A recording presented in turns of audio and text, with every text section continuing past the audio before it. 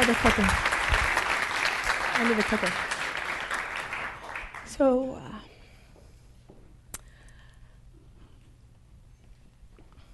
thank you.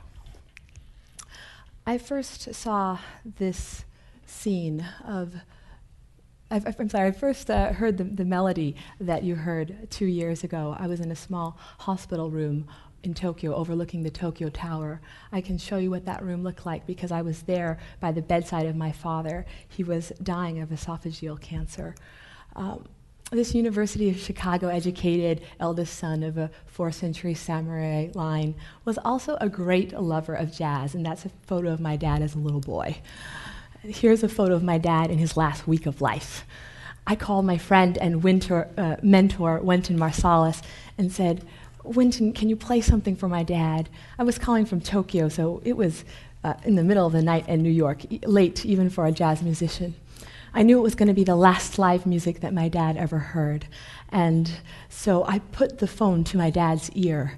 And my dad, who had been a very athletic person, had shrunk to half his body weight. And he was so weak, all he could do was move his fingertips. That said, his ability to connect to art was exactly intact. And as the 9-time Grammy winner played for him over the phone, my dad tapped the syncopated rhythms on the side of his bed. My dad and Wynton, separated by thousands of miles, but yet completely in sync, bridged. My dad wrote this message immediately after and said, "Wynton, this means life and death to me. Life or death. I appreciate." Several days later, my dad died. Life and death. Wynton's art and music had bridged life and death. And art, at its truest and in its best form, has the tremendous power to build bridges between ideas, bridges between disciplines, between cultures, between you and me, between us and them.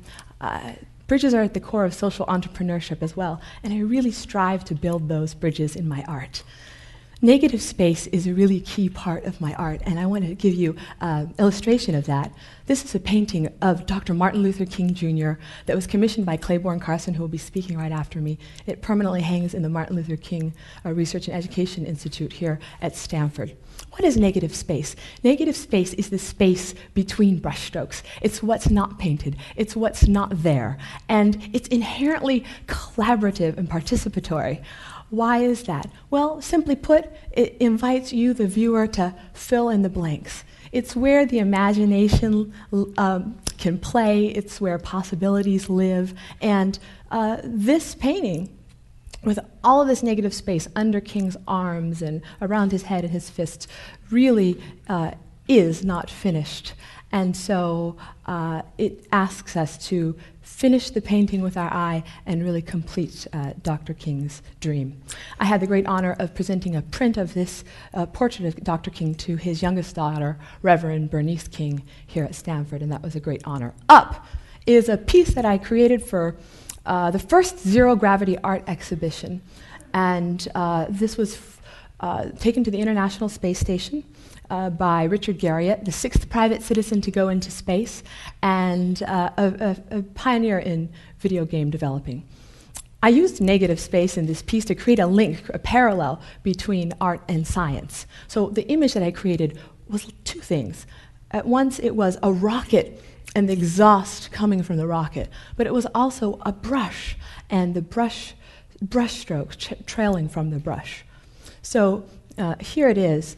And you can see that ambiguity builds a bridge between science and art. And I think that art has to play a very important role, an active role in social entrepreneurship. Now, I was given a very precise set of instructions about the size of the painting, but I made it 3 times bigger, so I had a problem there. And I resolved that by doing something radical. I invited Richard Garriott to cut out a piece of the painting that he would take it with him into space. So there was a celestial piece that went with him, and there was a terrestrial piece that was earthbound. It's counterintuitive as an artist to create something and then say, hey, you cut into it. But surrendering that final artistic decision made it truly a collaborative act between an artist and a technologist, again, bridging. this painting, this piece glided along multiple threads of meaning. I really thought about Richard Garriott's dad, Owen Garriott, who was an astronaut in the 70s on Skylab.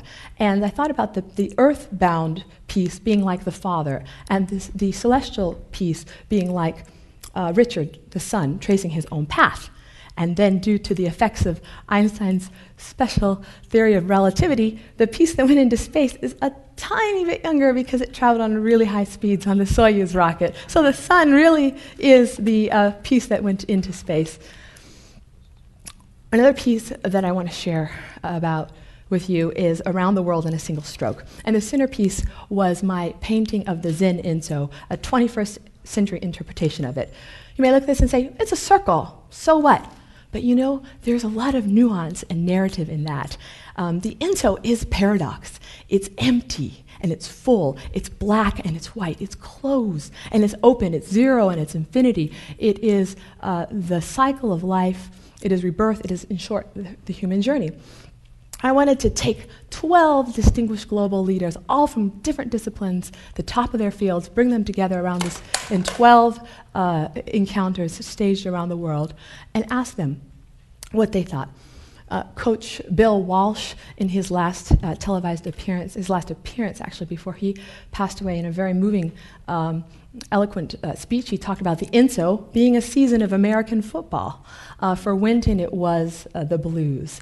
And Craig Newmark, Charlie Trotter, Odile Gilbert, everyone from Paris to London to New York to Tokyo, they brought their incredible insights, much the same way all of you are here in this TED setting, sharing interdisciplinary approaches, and hopefully we all come out enriched.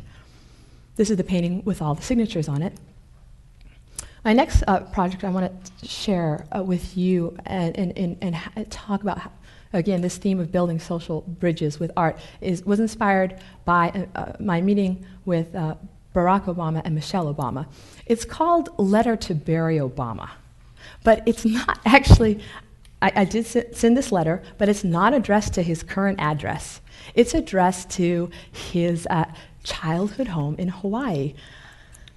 So I created a painting of, I took the envelope and I created a painting of a basketball, really symbolizing the globe and the earth in his fingertips. And I actually put real fingerprints, outsized fingerprints on this basketball to symbolize the impact a global leader like him can have.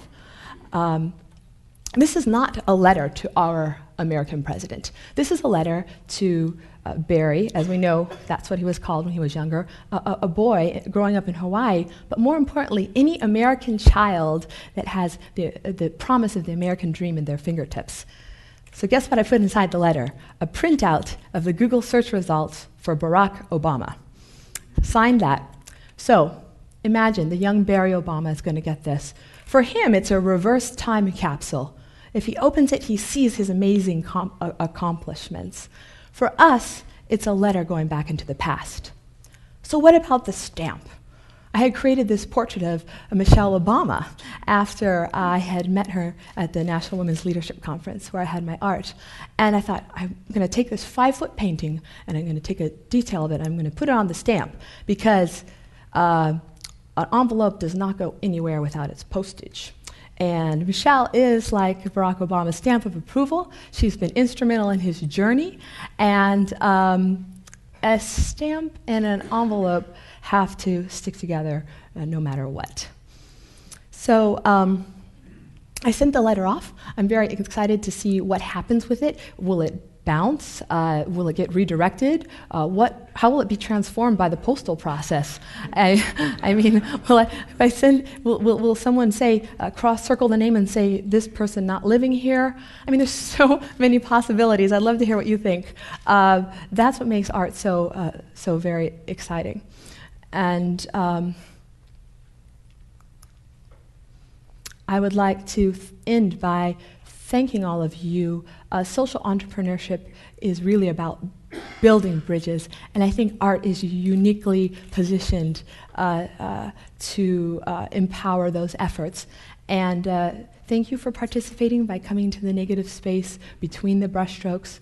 As Ron said, this image of a soaring crane that I created really represents to me what social entrepreneurship is about, that elevation of the human spirit. And so we've created this collaborative piece, which all of the speakers will sign. So I'm not as the artist, but as one of the speakers, will now sign it. And all the speakers, don't forget to sign it. So thank you so much for everything that you've brought today.